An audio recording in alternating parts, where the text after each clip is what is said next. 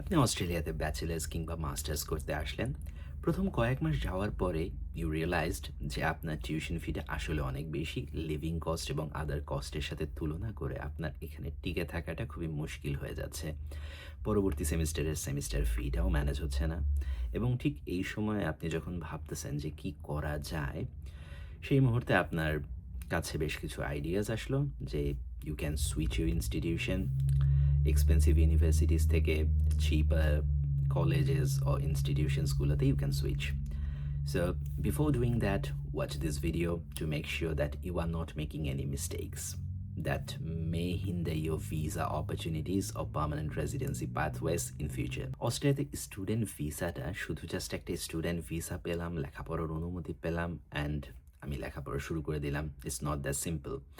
এখানে স্টুডেন্ট ভিসাটা অ্যাকসেপ্ট হয় নির্দিষ্ট কোর্সের উপরে ভিত্তি করে। আপনি কোন কোর্সটাতে পড়তে আসছেন, ব্যাচেলার্স লেভেলে পড়তে আসছেন নাকি মাস্টার্সে পড়তে আসছেন, এটার উপরেও নির্ভর করে। এরপরে আসে ভিসা কন্ডিশন 8202। এই কন্ডিশন অনুযায়ী আপনাকে এনরোলড থাকতে হবে অ্যাপ্রুভড কোর্সে, স্যাটিসফ্যাক্টরি প্রোগ্রেস মেনটেন করতে হবে, অ্যাটেন্ডেন্স মেনটেন করতে হবে এবং মোস্ট ইম্পর্ট্যান্টলি আপনি এমন কোনো কোর্সে যেতে পারবেন না যেটা আপনার কারেন্ট AQF লেভেলের নিচে। For example, bachelor's degree AQF level 7।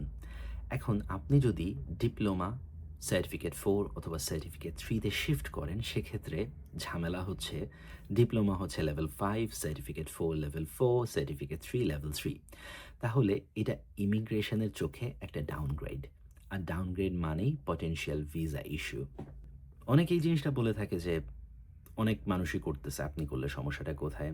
It's like অনেকে স্পিডিং করেও পুলিশের চোখে ধরা পড়ে না। তার মানে এটা যে লফুল কোনো একটা অ্যাক্ট, ব্যাপারটা এরকম না। অস্ট্রেলিয়া ইমিগ্রেশন অনেক সময় সাথে সাথে অ্যাকশন নেয় না, কিন্তু letter visa extension, new visa অথবা 485 এর অ্যাপ্লাই করার সময় এই প্রবলেমগুলো বের হয় and till then the damage has already been done. So what can be the possible consequences?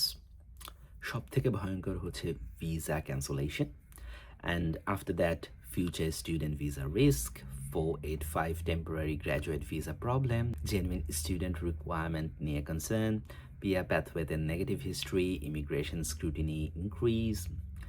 একটা ভুল ডিসিশনস ইয়েস অফ প্ল্যানিং নষ্ট করে দিতে পারে। এখন একটা ইম্পর্টেন্ট কথা বলি, সব সিচুয়েশন সেম না। কিছু কিছু ক্ষেত্রে লিগ্যাল প্যাথওয়ে থাকতে পারে।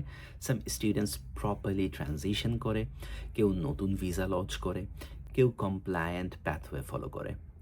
কিন্তু প্রবলেম হচ্ছে you need to get this information from a registered migration agent or a registered or an experienced person. Just some Facebook post, just some counselors, এদের উপরে জাস্ট বিলিভ করবেন না and at the same time just verify your information. Someone told you to do something, it doesn't necessarily means you will jump to do that. Just take second opinion, third opinion, and if required fourth opinion. Go through the immigration page, read it out, and if you have any sort of let's say confusion, copy those resources from immigration website and paste it to notebook LM and ask it various questions about it. Do some research by yourself. আরেকটা reality বলি, অনেক সময় স্টুডেন্টসরা financial pressure feel করে এবং এই কারণে যে জিনিসটা তারা করতে চায় সেটা হচ্ছে কোর্স সুইচ করা, যাতে একটু ফাইন্যান্সিয়াল প্রেশারটা কমে, টিউশন ফিয়ার প্রেশারটা কমে। এবং এই জন্য there are some people are waiting for you to take this decision, go to them, and what they will be doing, they will তারা আপনাকে একটা কোর্স ধরায় দিবে এবং আপনি ভর্তি হয়ে যাবেন, আপনি আপনার মতো করে পড়তেছেন, তারা তাদের কমিশন পকেট করে ফেলছে and tata bye bye. If you face any sort of difficulty, if you call them, they won't pick up the call. If you email them, they won't reply your email. As simple as that. It's your visa, your career, your life. Take your own decision after finalizing everything, after verifying each and every component of that information. I understand that it's not easy. Tuition fees, rent, cost of living, সবকিছু expensive, কিন্তু প্রেশারের মধ্যে ভুল decision নেওয়া আরও বেশি dangerous. So please course change করার আগে ইমোশনাল হয়েন না, ইনফর্মড হয়ে ডিসিশন নেন।